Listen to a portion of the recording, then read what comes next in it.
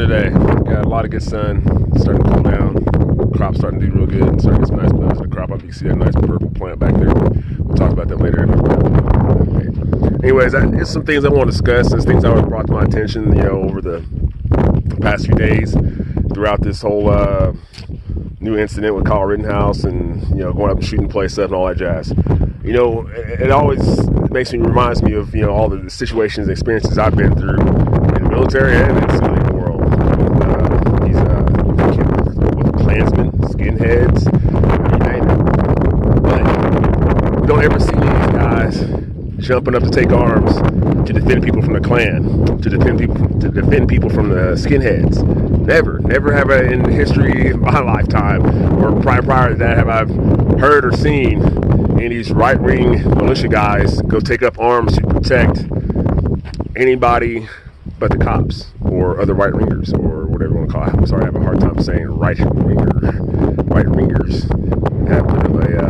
have some place in here and hold my face together, so it's kind of hard for me to enunciate words. So if you don't hear or understand what I'm saying, go ahead and ask me to reiterate. But long story short, I was in the military and I was over there in Vicenza, Italy there for a while, and we had some run-ins with the fucking white supremacists. And believe it or not, there's white supremacists in Vicenza, Italy. And there's some new Joes that just showed up, and some of them were signed to my unit, signed my squad, and I decided, hey, let's go out and have some drinks, whatever, show you guys around town. And that's a typical thing to do for a team leader, was to show his Joes, escort his Joes through downtown or on R&R and all such forth. But when did it happen? We went to two bars we attend to go to in downtown Vicenza in our off time. Big Ben's is like a British themed type of bar and pub, whatever you want to call it. And then Crazy Bull, which is pretty much where all the Americans hang out. All the Joes hang out at Crazy Bull. So Big Ben was kind of like, nobody really knew about it. It was a nice little hole-in-the-wall bar. It was a really nice bar. I liked it. It had a upstairs area, downstairs little basement area with a jukebox, and it played American music. So, we like to go in there and listen to the jukebox, play American music and stuff, and drink beers. There's a beer they had called Hogarden's Best, and they probably have it in the States now. One of the most delicious beers is a white wheat Belgian beer. That shit was delicious. So I took the Joes there and said, hey, let's go ahead and try to, take guys out for a beer. We'll go over here to Big Ben's and have a Hogarden's Best. I mean, this stuff's delicious. It looks like melted butter and a cold melted butter. I mean, not that you want to drink cold melted butter, but you know how delicious butter is. And when you have a glass of something that looks like cold, delicious melted butter, it's almost like, and it has a good, good beer taste, all that stuff, all the good effects of beer. But anyway, so we head down there. We stopped at Crazy Bull, got a little drunk there first, and we went down to, walked over to Big Ben's. And we had a few Italian females with us, and I think there was like 4 or 5 of us all together. It was me and like 3 or 4 other new Joes, and one of the other Joes that had been there a while. When I say Joes, I'm talking about privates or, lower enlisted, straight out base training type shit, But, so we went down to Big Ben's. Oh, excuse me, sorry. So we went down to Big Ben's, and as we approached Big Ben's, we go down to the basement. It's empty. Most of this place is empty. It's not that busy of a bar. I think we were like the biggest customers was us Joes. And as soon as I started going there for the Hogarden's Best, then I started bringing more people there and kind of build business. So they knew me. The barmaid knew me very well. So I come in, I go to lead my Joes down into the basement to the jukebox. So we can take a booth and chill and drink some beers with the girls and stuff. And as soon as I go to walk down the basement, I look down and you can hear some commotion down there. People talking and stuff. And there's a guy standing there, leaning against the door panel or the door or whatever jam, and he's pretty much blocking the entryway down there. And there's these stairs that go down into it, so down to the basement. So the barmaid runs over there real quick and stops me. She's like, no, you guys go upstairs. So I'm like, oh, okay, like it was like a birthday party or something down there, stateside, birthday party, shit like that. Ran out of the fucking booth, all that jazz. So I'm thinking some birthday party, gathering, whatnot, and I'm drunk too, so it didn't cross my mind. It's 11 o'clock at night, and there's people having a birthday party in the basement. But anyway, so anyways, we go upstairs and we order some beers, go upstairs, drinking up beers and stuff, and I can hear and the guy that was standing there at the bottom of the stairs, he had a shaved head. He had this spiderweb tattoo on his elbow. That's what I noticed from upstairs when I looked down. So he follows us upstairs.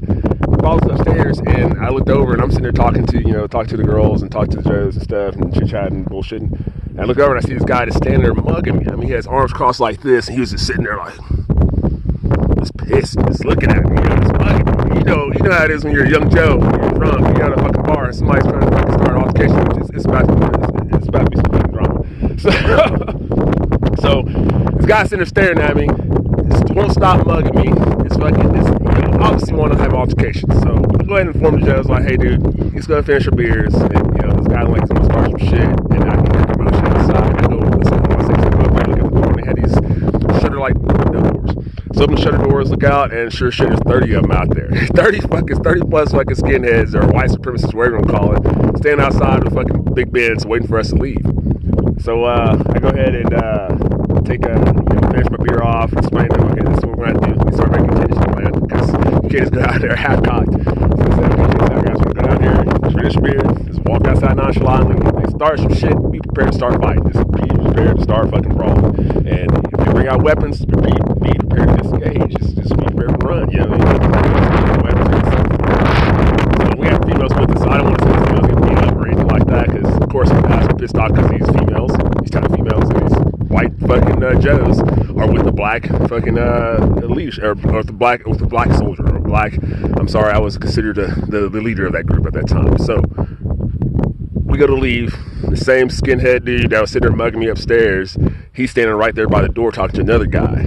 And as soon as one of my Joes, Sawzak, walks out, he starts talking to Sawzak, talking shit to him. Why are you here with the black man? You white man, you here with the black man. You go back to the United States. You go back to America. This and that. And I fucking went off on his ass. So I turned to him and said, hey, listen here, motherfucker. Talk to my goddamn Joes. You talk to me. If you got a problem with me, you talk to me. And at that point, you got this big fat motherfucker. I mean, he looked like the lead singer from Blues Traveler, matter of fact. Straight up. Dude, you remember Blues Traveler, the band that had little harmonica and stuff and all that shit? This guy looked like the lead singer from Blues Traveler. Hat, shirt, little vest and all. But he had, on his shirt, he said white power Padova. So he was all about white supremacy in Padova. I guess his little chapter was in Padova, Italy, which is not too far from Vicenza. So anyways, as we get outside, and one of the cat that's up there started shit with us, he starts talking shit to Sawzak, and I fucking jumped up there and got in his face like, hey dude, you need to fucking leave us the fuck alone. I'm talking to fucking Joe, and we're gonna walk out of here. Sure shit, old Blues Traveler fucking skinhead dude decides he must have pulled a chain out or something, but I could hear his fucking ching coming at us, and he started swinging that motherfucker, and I was like, just go, just break contact. And, there's 30 of these motherfuckers in minivans too. Of all things. Now, Italy, they don't have like pickup trucks and all that shit. Everything's like minivans and little ass little Geo Metro sized vehicles and shit like that. So a bunch of dudes loading the minivan and started we started to dip out of there. We broke contact as soon as the fucking chain came out, because we not trying to fight anybody with a fucking chain. I had fucking 3 females and 3 Joes, or 3 or 4 Joes with me, so, and I guess 30 guys. And so we broke contact to stretch these guys out. As they started following us, half of them jumped in the van, took off, I guess, to follow us or to go somewhere, and the rest of them fucking started chasing us down, including the guy who started the altercation in the first place. So he did go chase us down. We get kind of stretched out, between the girls and Joes and all these dudes, that are chasing us down. And we passed the car. So we run right past the goddamn car. I said, fuck it. I said, stop. Just stop. Grab a fucking weapon. Let's fucking grass. You know what I mean? So I said, everybody stop. We fucking started trying to pull the trees out of the fucking pots downtown there. This is downtown Vicenza. So there's like concrete buildings. I mean, ancient, 2,000, 3,000-year-old buildings and shit like that, and really not a lot of weaponry that is just sitting around ready to be attached. So we're trying to pull these fucking trees out of the fucking pots in the middle of the road, or the side of the street, and side of the sidewalk and so forth. It wasn't happening. So I said, you know what? Take your belts off. I think that's what was happening. They had belts as well. They were pulling their belts off, which may have been what that guy had. I don't know. But it sounded like a chain, whatever. All the rest of them had belts. So they took off and they were swinging belts and belt buckles and shit. So fuck, I had all that jokes. Hey, take your belt, take it off, and get ready to fight. You know what I mean? So they started taking the belts off, and of course, the one skinhead that was mugging the whole time, started shit the whole time, was straight at me, and we started going at it. He tries to take me to the ground. We end up on the ground. He's on top of me, and I'm fucking blocking punches from him. And he used to punch like a puss. So I ended up grabbing his fucking arm and flipping him over and getting up behind him and start choking him out. And that's when everybody else stops fighting and runs over there and watches us fighting, because I'm like about to kill this motherfucker. And I'm choking this bitch ass out, and Sawzak or somebody says, clap out, he's gonna kill you, clap out. So the motherfucker starts clapping his hands and shit, and I let him go. We could hear the cops coming, so we let the dude go, and we took off running. Everyone else stopped fighting just to watch me and the other fucking skinhead fight. Goddamn, I can't remember his name, but one of the other Joes got smacked in the face with the belt and got his eye lacerated. So, like, long story short, my own fucking business as fucking Joes, as soldiers, as fucking servicemen in a fucking foreign country, in Italy of all places, and we get jumped and attacked by fucking skinheads. Now I have a lot of right-wing veteran buddies that were there, that are right now sitting there talking shit about BLM and how they're going to take up arms against BLM, blah, blah, blah, blah. Where the fuck were you when fucking the Klan was jumping, when the fucking skinheads jumping downtown Vincennes, Italy? Where were you, bro? Where were you? You weren't there. But you're talking all this shit about BLM and attacking BLM. BLM never done a damn thing to you, dude. Nothing. So unless you're some racist-ass bigot, why are you so concerned with violently, aggressively, threatening, protesters? I mean, this is how Kyle Rittenhouse ended up doing the things he did, because he was a dumbass who got you fired up to attack people who didn't do shit to him. Not damn thing. He wasn't looking for a fight. Didn't nobody do damn thing to Kyle Rittenhouse. He wasn't looking for a fight. Just like these skinheads. Didn't nobody do that damn thing to them. I didn't do a damn thing to these fucking skinheads in Italy. But they weren't looking for a fight. They came where they knew that we were hanging out on a regular basis, looking for a fight. You see what I'm saying? So they weren't minding their business. They weren't protecting nothing from nothing. They weren't protecting the business from fucking Black Joes, or a Black Joe with fucking, a bunch of subordinates. They were just there to start a pot and start a fight. And that's what they did. They started a pot and started the pot and started the fight, and they got their ass whooped. So, long story short, dude, if you're all about, going attacking BLM and being aggressive against BLM, make sure you got some fucking reason for it. Some reason for self-defense against the fucking rippers. That's not anything to you. All you hear is the bullshit Klansmen and racist ass skinheads that have now become the right wingers say that they're doing shit that they ain't doing. But you ain't look at the facts of the fact that you can find article after article of firefighters burning their own house down and blaming it on BLM. A cop's wife burglarizing and robbing herself and then blaming it on BLM and going on fucking social media and spouting off that it was BLM that robbed her and all this other shit, and found out she was lying her ass off. So what happened to the Klan? What happened to those skinheads from the 90s and 80s, 60s, 70s? What happened to them all? Where are they at now? Why aren't they so loud and proud now? Who are these right-wing motherfuckers? I'm sorry, right-wing, you know what the fuck I'm saying. Right-wing motherfuckers. Who are they?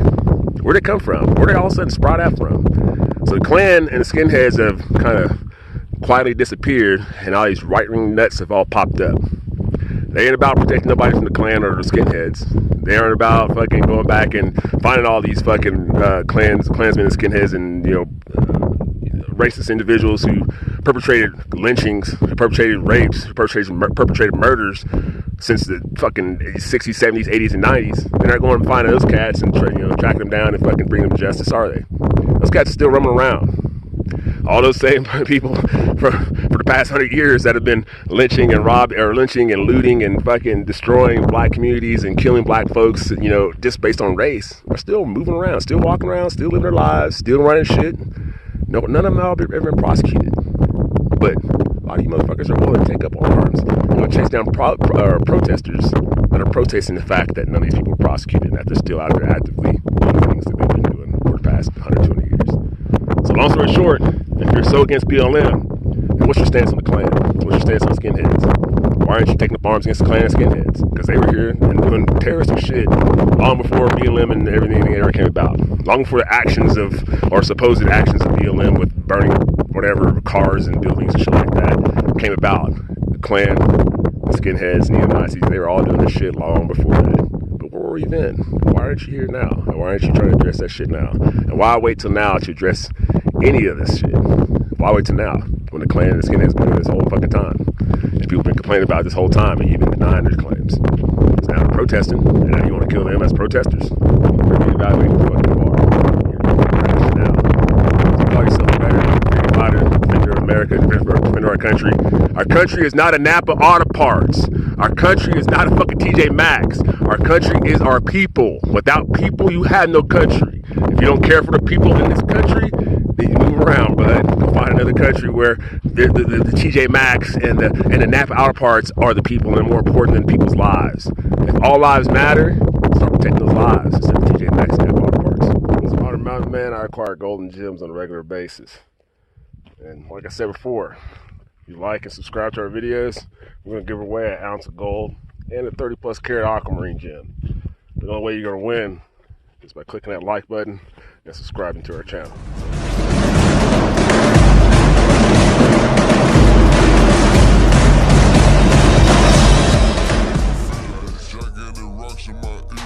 Let's get it clear. It ain't money, then I can't hear. Don't check the bell on my drip. Gun on my hip, don't get your shit peeled. Hey.